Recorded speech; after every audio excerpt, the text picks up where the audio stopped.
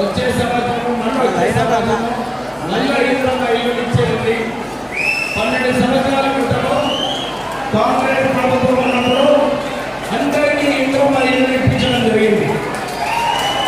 కాంగ్రెస్ ప్రభుత్వానికి ఒక చరిత్ర ఉంది.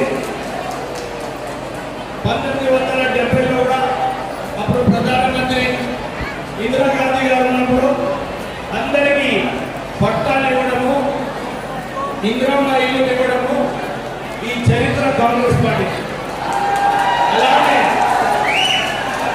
కాంగ్రెస్ ప్రభుత్వం వచ్చిన తర్వాత అందరూ కూడా ఎదురు చూస్తున్నారు, మాకు ఇందిరమ్మ ఇల్లు ఎప్పుడు వస్తాయి, మాకు ఈ 200 యూనిట్ల పవర్ ఏదైతే ఇస్తున్నారో 0 బిల్లింగ్, ఇది మన సొంత ఇంట్లో మాకు బాగుంటుంది అని చెప్పి ప్రజలందరూ కూడా ఇందిరమ్మ ఇల్లు గురించి ఎదురు చూస్తున్నారు.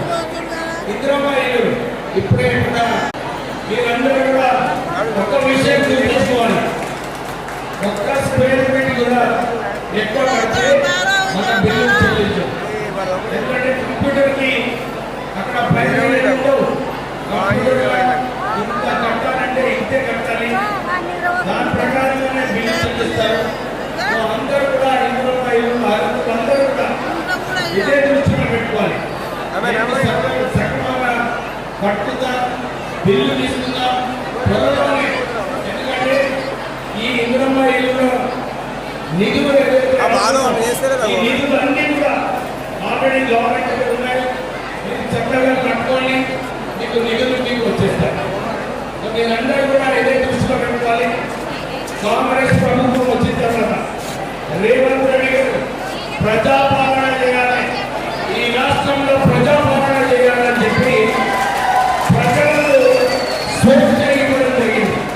ఆ స్వేచ్ఛ ఏదైతే ఉన్నదో ఆ స్వేచ్ఛ ద్వారా ప్రజాపాలనలో ప్రజల సమస్యలు ఏమున్నాయి, ప్రజల సమస్యలు పరిష్కరించి ప్రజలకు మేలు చేయాలని చెప్పి కాంగ్రెస్ ప్రభుత్వం వ్యవహరిస్తుంది. మీరందరూ చూస్తున్నారు, మహిళలకు ఫ్రీ బస్ ట్రావెల్ దీంట్లో రాష్ట్ర వ్యాప్తంగా ఇప్పటి వరకు 33 కోట్ల మహిళలు ఈ స్కీమ్ ఉపయోగించుకోవడం జరిగింది. దాంతో పాటు మీకు అందరూ తెలుసు, ఇవాళ రేపు కార్పొరేట్ హాస్పిటల్స్లో బిల్డింగ్ ఎక్కువైతుంది,